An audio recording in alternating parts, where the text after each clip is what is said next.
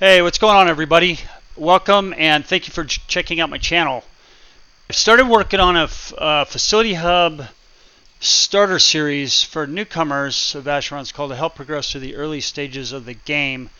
But I thought before I got too far down the line with that, I wanted to cover something that's actually fairly important when it comes to Asheron's call, an important strategy.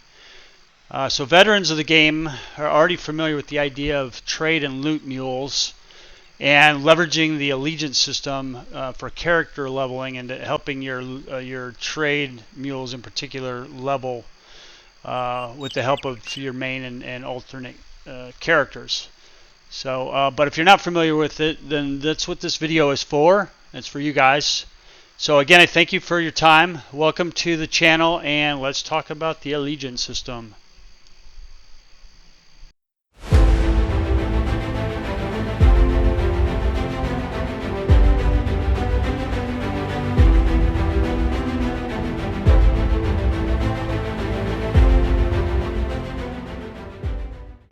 One of the most unique features in Asheron's call is the allegiance system.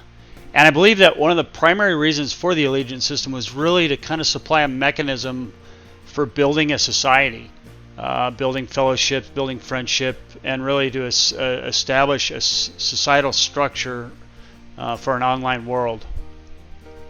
As Turbine released new content in their monthly patches, a lot of that content was specific to the allegiance system, created with the system in mind, which required coordination, cooperation among clans, and things like meeting halls and mansions were introduced into Asheron's call for this purpose as well, to give clans places to meet and discuss strategies and so forth.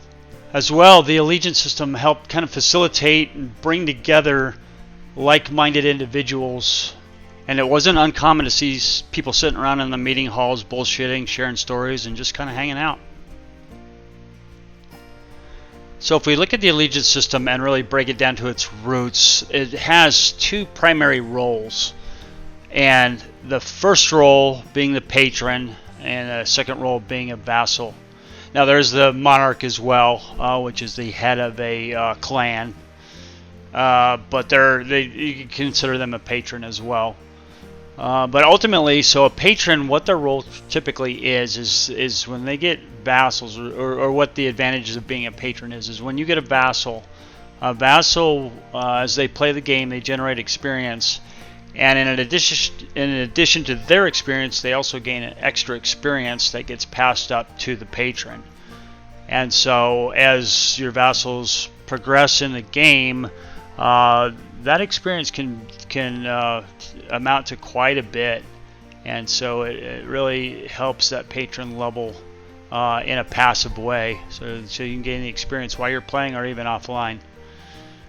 And then the second role is the vassal. And so what the benefits of a vassal generally is you want to get a good patron, but if you get a good patron, a patron's role then becomes to help you kind of get your feet wet in the game, provide you information that you might not be aware of, provide you with goods to help you succeed, weapons, armor, etc.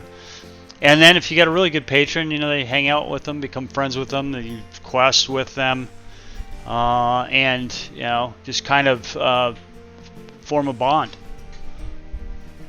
So as a member of an allegiance, you have at your disposal a list of allegiance commands. And so if you go to your chat window and type in /help allegiance, it's going to list out all the functions or commands that you have available to you. So for example, if you're a monarch of an allegiance, you can assign officers. There's varying levels of officers that you can assign, and then those officers can have their own powers and abilities that go along with that role. So it's just another kind of level of organization within your allegiance. As well, there are other options like kicking people out of the allegiance, banning them, a whole bunch of stuff. So I encourage you to have a look at this and get familiar with it. In the early days of Asheron's call, large portions of experience would not only get pushed up to the vassal's patron, but it would also get pushed up to the vassal's patron's patron. sort of the grand patron, and then the patrons, and so forth, all the way up these chains. So for that reason, people would create these very long and linear experience chains, and they would generate really a lot more experience up and down the chain than was originally intended. So in 2004, Turbine made a decision that these experience chains weren't of the original nature of the system, and it took away from the original intent of a close patron-vassal relationship. So they went ahead and refactored the system and effectively nerfed these experience chains. In addition to allegiance roles, individuals can also have ranks and titles. And those ranks range from rank 1 to rank 10, and then for each race, they have their own set of titles. In order to reach a certain rank, there are specific requirements that need to be met, one of which is to have a minimum number of vassals under you, and the other, probably more important one, is that the order in which those vassals are structured. So as I mentioned earlier in the video, XP chains were built in a very narrow and linear manner to optimize XP gains, but to produce higher ranks require much more hierarchical tree structure. To better illustrate this, I created the following chart that shows one configuration that meets the requirements for rank 6 consideration. If we look in the lower left quadrant, we can see that in order to reach rank 2, you need to have as a minimum requirement 2 vassals under you. To reach rank 3, you have to have a minimum of 6 vassals under you, and then from there we look at configuration. So you look at the 2 highest ranking vassals under the patron, and then the patron's rank will either be 1 higher than the lower of the 2, or will be equal to the highest ranked vassal, whichever is greater. So if we look at this scenario, for example, the highest rank is 2, they're both rank 2, so you're going to go 1 higher, so this would be a rank 3 scenario. To look at this in a slightly different configuration, now we've got under the patron a rank 3, a rank 2, and a rank 1 vassal. So we take the 2 highest ranks, so 3 and 2, and we look at the lower rank one first, and we say, alright, this is a rank 2 vassal, so our patron would be potentially rank 3, or it's going to match whatever the highest vassal is, in this case rank 3, so it would as well be rank 3. This rank gap can get bigger as you get higher up in the rank scale, but that's the general idea.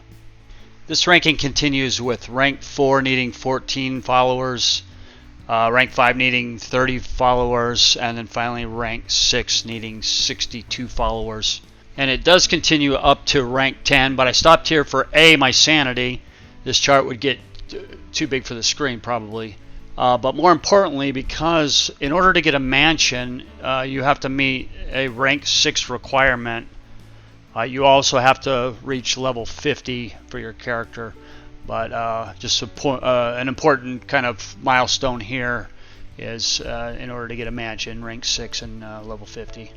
So, as a side note, there are other ways to get a mansion. If you own your own server, there's server configuration values that you can set to eliminate the allegiance rank requirement.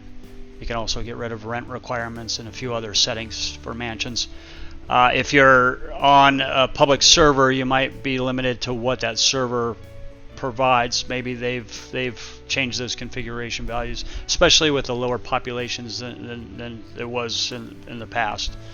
As well, you may be able to find a server that has the requirement but allows you to create up to 7 accounts, and that's kind of a critical point there. Each account allows you to have 10 characters, and so if the server maintains the default requirement, then you need at least 62 characters to get a mansion. So you would have to have 7 accounts, and then you would have to divide those characters and set it up and configure it in a way that you would have a hierarchy that creates a monarch with a rank 6.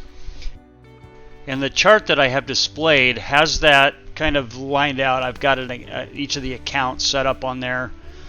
It kind of shows what kind of configuration you would have to do in order to do that.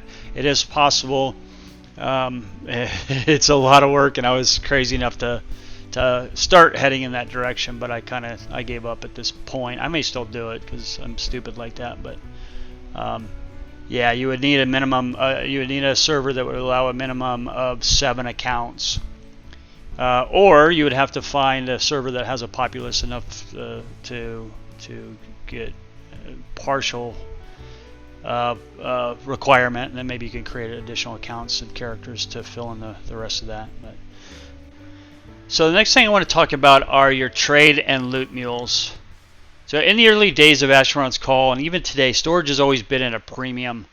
And with the sheer volume of loot that is available, your main character quickly utilizes its free pack space. So the solution to that is to create a second character that's used specifically to hold your valuable items. And what this does is it frees up your character to continue adventuring and gathering more loot and rinse and repeat. In fact, so back in the day, in the good old days, this was actually quite an adventure, especially if you didn't have any friends online at the time and you needed to transfer your loot from your main to your mule. You'd have to take both characters kind of somewhere secluded, and then you would have to drop a pack on the ground, log out, quickly log back in with your mule and pick that pack up before someone swung by and stole your goodies. So that was always a little bit of a hair-raising adventure, especially if you're too cheap to buy a second subscription, a second account. That would have made life a lot easier, but $15 a month was pretty steep for my blood, pretty rich for my blood. So I'd either do it the old-fashioned, risky way or wait for a friend to get online and transfer then. When you create a character in Asheron's Call, you have a bunch of different skills to choose from. So to optimize your character for combat, what you want to do is pick up as many skills as possible to support that purpose while eliminating skills that don't.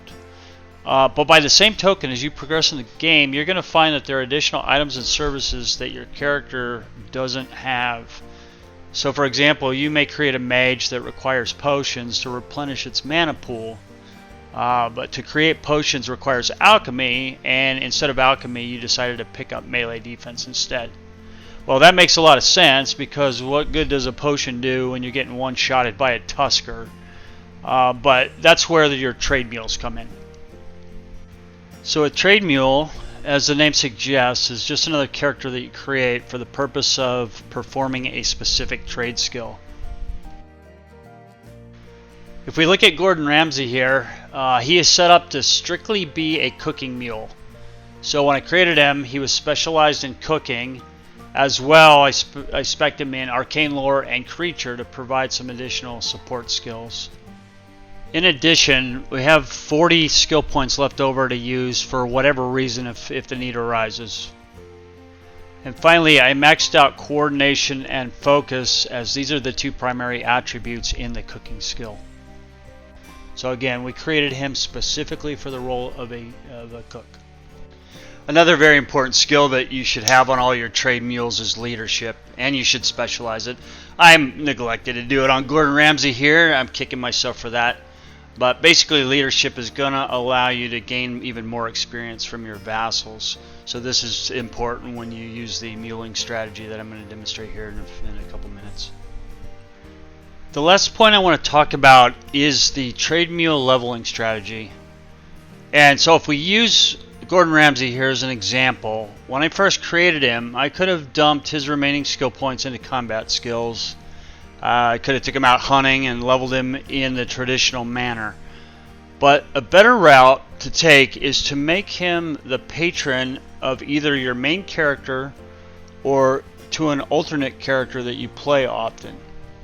So if you notice here, I've made Gordon Ramsay the patron to Gavic Scorn, and to date he has pushed up over 4 billion experience points. So through just general gameplay, I've been able to get Gavic Scorn up to level 170, and without doing anything with Gordon Ramsay, I've been able to get him up to level 134. So pretty significant. In AC, there are quite a few different trade skills to choose from, so the potential is there to create several trade mules, each one specializing in a particular trade. with Warg Launcher, you have the ability to create multiple accounts. So one strategy that I use, there's many ways to do this, but my strategy is to take a single account and make that, say, your Mule account. And within that account, you've got 10 characters, so you can create up to, you could create a bunch of trade mules, you can create a bunch of loot mules. And there may be limitations on, and there are limitations on public servers where you may only be allowed to create 2 accounts. So one of those accounts could be used as a Mule account, and then the second account can be used to hold your main and alternate characters. So the idea here is to take your account that has your main and alternate characters and you swear them to your trade mules. And in doing so, as I mentioned earlier in the video, your characters then will push experience up to your trade mules. And then as well, you have your loot mules. You can also put them on a mule account, or if you're allowed, you can create a third account and just make that specifically a loot mule account. So many different ways to do it, but ultimately the strategy is to swear your characters that you play on a regular basis to your trade mules that ultimately will get experience pushed up to them as you play. And with that, I hope you have found this video helpful. If so, fantastic. I appreciate your time, and we'll see you in the next one.